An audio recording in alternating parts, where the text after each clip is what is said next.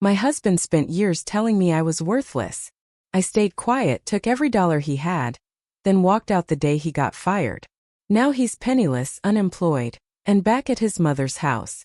He calls me nonstop every single day. Have you ever been so utterly blind to the person sleeping next to you that when the truth finally hits it feels like a physical punch? I thought I married a confident, loving man. Turns out he was a master manipulator, slowly draining my spirit and my bank account until there was almost nothing left. It all started so simply, so innocently. I met Robert at OMAL's, this local bar downtown everyone hits after work on Fridays. I was with coworkers from the insurance office, just an admin assistant, feeling a little out of my depth. But then Robert, all charm and confidence, bought me a White Claw, telling me about his big shot job in middle management. He had this way of making me feel chosen. Like out of everyone there he saw me. 2 years later we were married. My best friend Kira, she thought it was fast. A little voice in my head probably did too, but I was so sure. Looking back, those red flags weren't just waving, they were practically screaming. Like how he insisted we combine our finances immediately, because that's what married people do. Or the way he'd laughingly say, "Good thing you've got me to handle the money stuff, you probably spend it all on Target runs." Everyone else would laugh and I'd just smile oblivious. I didn't connect how those jokes got sharper after our accounts merged. $7 for organic milk? This is why I check the statements. He'd snap when I bought groceries. When I got a small raise at work. Well, it's not like your management material, but I guess it's cute they gave you something. And when I dared to think about a promotion, honey, you know that's not really your lane. Besides, I make enough for both of us. Always followed by, I'm just teasing. Or, you know I love you. And I believed him. Why? Because I genuinely thought that was marriage. My own parents had the same dynamic. My dad always teasing my mom about her cooking, her weight, her silly hobbies. It felt normal. But then things really started to shift about 2 years ago. Robert started coming home later. 7 p.m. instead of 6, then 8. Sometimes he'd reek of stale beer. Sometimes that overly strong cologne sample they hand out at the mall. When I'd ask, he'd just wave it off. Drinks with the guys. Or, entertaining a client. Then he'd make some dismissive comment about how cute my suspicion was, how I should stick to worrying about whether we need more LaCroix in the fridge. Our intimacy withered, too. He stopped initiating unless he was drunk. And when I tried, the comments would come. Not direct insults, but observations that left me feeling utterly worthless. "You've got that little pooch thing happening," he'd say, poking my stomach while I lay vulnerable next to him. Or, "Your boobs look different since you gained weight." I'm 5 feet 6 inches and 145 pounds. Basically the same as when we met. I started pulling away physically, and he used it against me. "This is why men cheat," he'd say, casually scrolling through Instagram.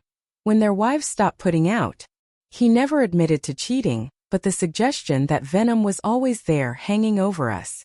Last summer, I noticed our savings account was lower than it should be. When I brought it up, Robert exploded. "Are you checking up on me? Don't you trust me?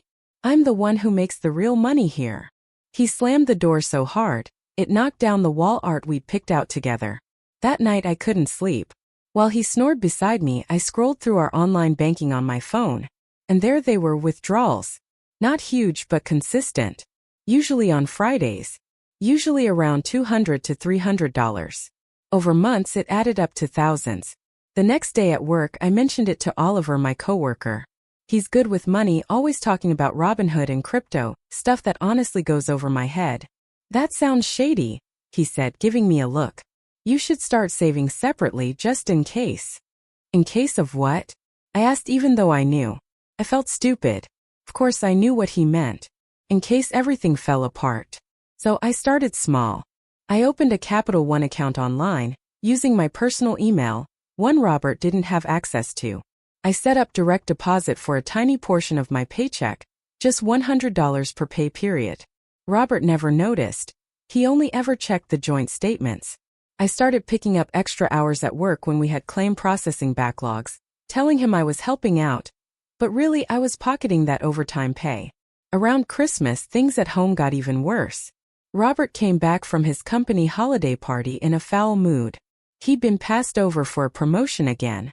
King Sebastian, he muttered, blaming his coworker. Probably sucking up to the VP. That's what your type does, right? You're not promotion material. I remember standing in our kitchen, a cold, hard realization washing over me. My husband was actually mediocre. Not just as a person but at his job. The thought felt like a betrayal, but once it appeared I couldn't unthink it. January brought more jokes. About my cooking. I guess not everyone can make edible pasta. About my friends. Kira's still single because she's impossible to please like someone else I know. About my family. Your sister's kids are so loud. Guess loud and annoying runs in your family. I started writing everything down in the Notes app on my phone. Date. Time. Exact quote. I don't know why at first. Maybe just to convince myself I wasn't crazy. But it became a habit, then almost a comfort. Proof that I wasn't imagining things. February was when I found the credit card statements. Not our regular Visa. A Capital One card I didn't even know existed.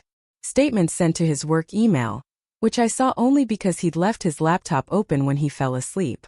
Charges from places like Lucky Star Entertainment and VIP Room. Google told me these were strip clubs near his office. I didn't confront him. Instead, I doubled my secret savings contributions and started researching apartments on Zillow during my lunch breaks. In March, rumors of layoffs started at Robert's company. He came home increasingly agitated, drinking more Miller Lite than usual, making sharper, more vicious jokes. If I lose my job, you'll finally have to learn what real work is, he'd sneer. While he spoke, I was silently calculating how many more paychecks I needed before I could leave. Then last week it happened. He called me at work, his voice tight with anger. They let me go. Sebastian's department was spared. King diversity hire probably. My heart raced, but I kept my voice calm. Don't bother making dinner, he continued. I'm going out with the guys. He came home at 2 a.m. stumbling. Drunk. I pretended to be asleep as he crashed around our bedroom, muttering about ungrateful wives, and how no one appreciated a man who sacrificed everything. The next morning, he slept until noon while I quietly moved more money from our joint savings to my secret account. When he finally emerged, red-eyed and hostile, he announced his plan. We're moving in with my parents until I find something, he declared. Not asking, just stating. You'll need to give notice at your little job. Not like you make enough to matter anyway. I nodded, saying nothing. I was thinking about the apartment I'd already applied for. The one I'd been approved for yesterday. The one he knew nothing about. What? No opinion, he sneered. Of course not. You never have anything valuable to contribute. Something inside me finally snapped. 8 years of jokes, of belittling, of subtle cruelty. It all crystallized into perfect, undeniable clarity. I looked at him. Really looked at him. This average man with thinning hair and a growing beer gut, who had convinced me for years that I was nothing, that I was useless. Actually, I said, my voice quiet but steady, I do have an opinion. That's when I told him. I was leaving. That I'd been planning it for months. That I knew about the strip clubs. The missing money. All of it. His face went through a series of expressions I'll never forget. Shock, disbelief, rage, and finally, fear. You can't leave, he sputtered, his voice cracking. You're nothing without me. Who's going to want you? You can't even manage money. I just smiled, grabbed my pre-packed suitcase from the hall closet, and walked out. It's been 3 days. I'm writing this from my new apartment. Nothing fancy, just a one-bedroom near the park, but it's mine. Robert has called my phone 37 times today alone. Texted 19 times. Left voicemails ranging from tearful apologies to vicious, hateful threats. Apparently, he discovered I'd moved most of our savings. All legal, my name was on the accounts too. He's staying with his mom now. No job. No savings. No wife. Just his childhood bedroom and his wounded pride. First update. Thank you all for the incredible support on my last post. I've read every comment, and they've helped more than you know. Especially during those nights when I question everything. It's been exactly 1 week since I left Robert. The first thing that hit me wasn't some profound sense of freedom. It was realizing I forgot to pack my phone charger. I spent my first night of freedom with my phone at 12% battery, too anxious to sleep, watching YouTube videos on low brightness about organizing small spaces. My new apartment is... well, it's an apartment.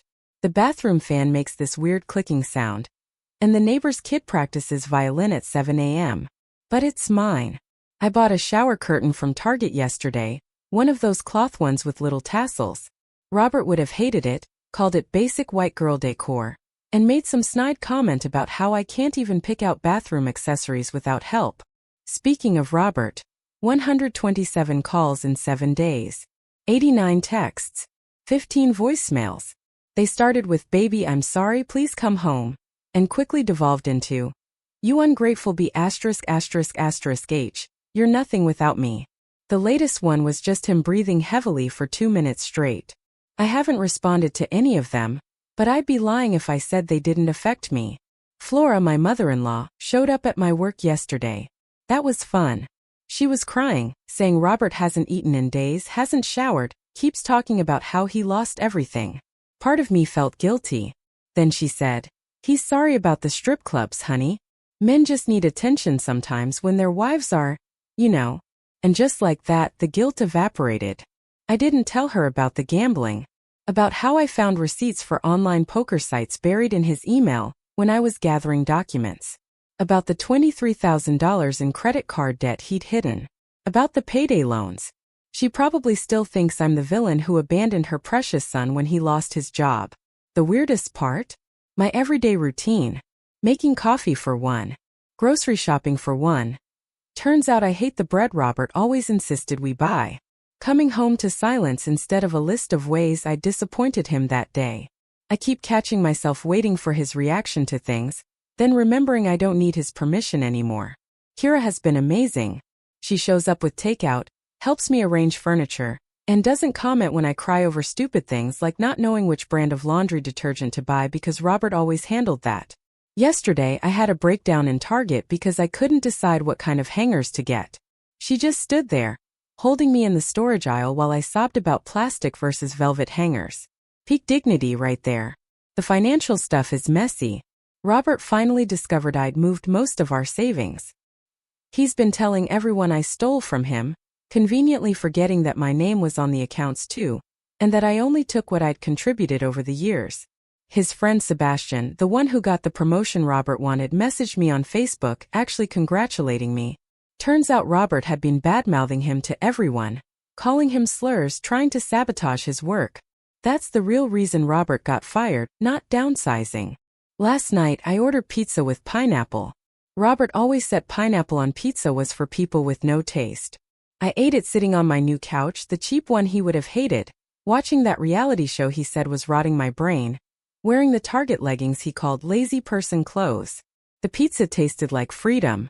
A little lonely, kind of cold by the time I finished it, but mine. I know this post is all over the place. I'm all over the place. One minute I'm proud of myself, the next I'm doubting everything. This morning I spent 20 minutes staring at my reflection, trying to see what Robert saw, the stupid, worthless person he described. Instead I just saw me. Tired, a bit scared, but still here. He's still at his mom's house, still jobless, still calling. His latest tactic is having his friends' wives reach out to tell me how worried everyone is. How I'm tearing apart a family. Meanwhile, I'm learning how to build a life that's mine. Second update. I wasn't going to post another update so soon, but after today I need to process what happened. It started with a delivery. Just a normal DoorDash order Thai food from that place near my new apartment. I was working from home because my internet was finally being installed. The doorbell rang and I opened it without thinking. It wasn't DoorDash. It was Robert. He was standing there with flowers from the grocery store, still in the plastic wrapper, the $9.99 sticker visible. He'd lost weight. Hadn't shaved. Wearing that old college hoodie he's had forever. For a second,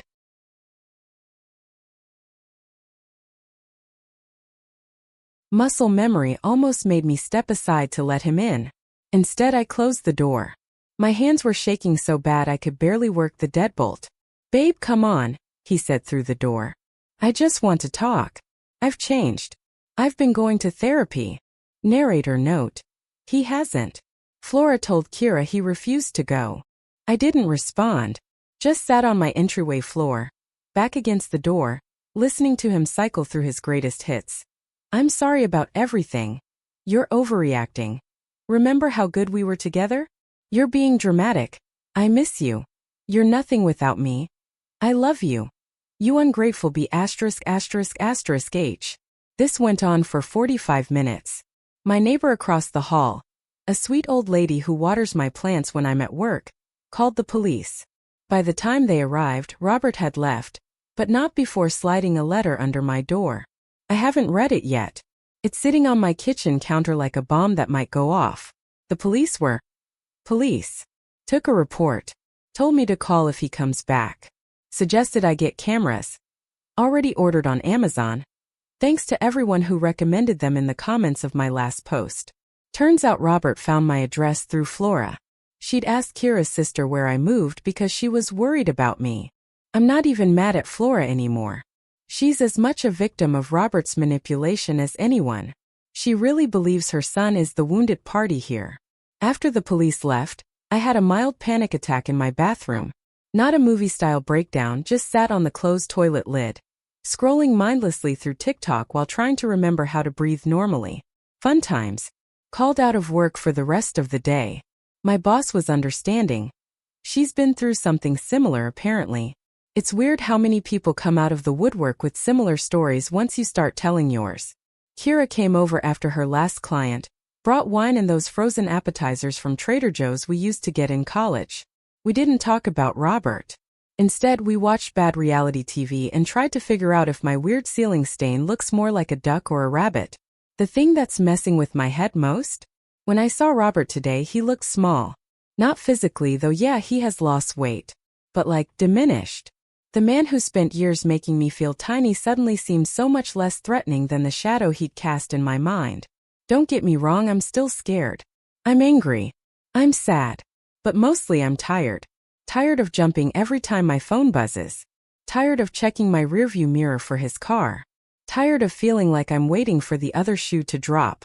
Some updates on other fronts. Changed all my passwords again. Finally got my own Netflix account. Goodbye Robert's watch list. Ordered a Ring doorbell camera. Started therapy, actual therapy, not the fake kind Robert claims he's doing. Adopted a cat from the shelter. Her name is Potato and she judges everything I do. The weirdest part? Life keeps going. My dishwasher still needs to be unloaded. My plants still need watering. Potato still needs her litter box cleaned. The world doesn't stop just because your ex-husband has a public meltdown on your doorstep. Oh, and the DoorDash driver eventually showed up. Food was cold. Still ate it. The letter is still sitting on my counter. Part of me wants to burn it. Part of me wants to read it. Most of me wants to pretend today never happened. Third update. I was at Whole Foods yesterday treating myself to their fancy mac and cheese from the hot bar. Don't judge. When I literally bumped carts with Sebastian. Yes, that's Sebastian, the one Robert blamed for his firing. You know that awkward moment when you run into someone you know, but aren't sure if you should acknowledge them? Multiply that by 1,000 when it's your ex-husband's former co-worker, who he claimed ruined his life. But Sebastian just smiled and asked how I was doing. We ended up getting coffee at the Starbucks inside the store. What he told me? Well, it explains a lot. Robert wasn't fired because of downsizing. He wasn't fired because Sebastian took his position. He was fired because he got caught falsifying expense reports. Those client meetings at strip clubs? He was submitting them as business expenses. The team lunches that cost hundreds? Solo trips to sports bars where he'd gamble on games. But here's the kicker. The company was willing to work with him. They offered him a chance to pay back the money and take a demotion. His response? He went on a tirade about how Sebastian, who had nothing to do with any of this, was out to get him. And made some threats that HR couldn't ignore. Sebastian even showed me screenshots of messages Robert sent him after the firing. Not good. Lots of slurs, lots of threats. Apparently, Robert had also been telling everyone at work that Sebastian was sleeping with me. We'd never even spoken before yesterday. I sat there in Starbucks holding my cooling coffee, realizing that the man I'd been married to was even more of a stranger than I thought. Other updates. Potato, my cat, has decided 3 a.m. is the perfect time to learn parkour. I finally read that letter Robert left. Took it to therapy first. It was 8 pages of alternating apologies and blame. Got a Ring doorbell camera after he showed up, worth every penny. Started doing yoga with YouTube videos in my living room. Robert always said yoga was for people who aren't smart enough for real exercise. I found an old journal from when we first started dating. Reading it is enlightening. The journal entries are the hardest part. I wrote about how lucky I was that Robert chose me, how I needed to try harder to be good enough for him. There's an entire entry about how I spent 3 hours making his favorite dinner after he said I cook like someone who hates food. Flora called yesterday. She started with the usual guilt trip about how Robert's not eating and crying all the time. Then she said something interesting. I should have seen it sooner. He's just like his father. Turns out Robert's dad didn't leave for work opportunities like Robert always claimed. He left after gambling away their savings and maxing out credit cards in Flora's name. History really does repeat itself. I'm not angry anymore. Not really. Mostly I feel weird. Like when you finally take off uncomfortable shoes you've worn all day. The relief is immediate, but you still have those indents in your skin that take time to fade. Some things that have changed in 3 months. I can watch whatever I want on TV without commentary. My grocery bill is half what it used to be. Turns out I don't actually need expensive protein bars and energy drinks. I sleep through the night most times. I bought plants and haven't killed them yet. I started using my real laugh again. Not the quiet one Robert said was more attractive. Some things that haven't changed. I still check my rearview mirror obsessively. I still jump when my phone rings. I automatically apologize for everything. I struggle to make simple decisions sometimes. And I still miss him in weird moments, like when I saw his favorite cereal on sale. Sebastian gave me his card before we left. Said to call if I ever need anything. Not in a flirty way. He's happily married to his wife of 5 years. Just as someone who gets it. Last update. I was at Target yesterday buying those plastic storage bins because apparently, adulting means getting excited about organizing stuff. As I'm comparing prices, I hear someone say, "You don't want those ones, the lids crack easily." It was Flora, my former mother-in-law, standing there in the storage aisle, holding a bag of cat litter. For a second I froze. My cart was full of obviously single-person items. Frozen meals for one, a new shower curtain. That weird lavender spray everyone on TikTok is obsessed with. Evidence of my new life without her son. But Flora just smiled, tired and genuine. "That cat litter you recommended for Potato," she said. "I got a cat too." Turns out Robert moved out of her house last month. He's sleeping on his friend's couch. Still unemployed. Still blaming everyone else. Flora looks lighter. She's going to therapy, joined a book club. We got coffee at the Starbucks. No drama, no tears, just 2 women talking about cats and books and how hard it is to find good storage containers. "I'm sorry," she said. "Not just for him, for me too. For not seeing it sooner. He's so much like his father and I didn't want to admit it." Life updates since my last post. Moved to a slightly better apartment. This one has a dishwasher. Potato has accepted that 3 a.m. is not parkour time. I finally blocked Robert on everything after his latest meltdown. Got my first real credit card in my name. Learning to cook, though my smoke detector is my most honest critic. The weirdest part of healing? The mundane moments. Like realizing I automatically bought Robert's favorite snacks for months before remembering I don't even like salt and vinegar chips. Or catching myself apologizing to my coffee maker when I bump into it. Still working on the constant apologizing. Some victories that probably sound small but feel huge. Ordered food without checking the price 3 times. Wore red lipstick. Robert said it made me look trashy. Used the good towels on a regular Tuesday. Called my mom without rehearsing what to say first. I still have bad days. Yesterday I had a mini panic attack because I couldn't decide what brand of toothpaste to buy. Stood in the dental care aisle for 20 minutes. Nearly crying because there were too many choices. But the good days outnumber the bad ones now. Robert's still around peripherally. He made a scene at his friend's wedding last month. I heard through mutual friends. Got drunk, started ranting about how I stole his life. The friend's wife, who I never even met, apparently told him to leave. He's been telling people I cheated on him with Sebastian, that I stole all his money, I took exactly what I'd contributed, that I broke him. He was broken long before me. The thing is, I don't care anymore. Not in a dramatic, I'm so over it way. More like how you stop noticing a background noise once you've been away from it long enough. Flora gave me a hug before we left.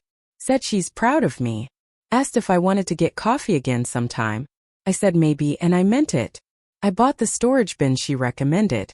They're sitting in my living room now, waiting to be filled. Potato is sleeping in one of the empty ones because cats are weird like that. This will probably be my last update. Not because everything's perfect. It's not. I still jump when my phone rings. Still rehearse conversations in my head. Still catch myself trying to be smaller, quieter, less difficult. But I'm learning, growing, healing. To everyone in a similar situation, you're not crazy. You're not too sensitive. You're not overreacting. And you're definitely not nothing. Have you ever had that moment where you finally stood up for yourself after years of being belittled? What was your turning point? Share your story in the comments below. I'd really love to hear from you.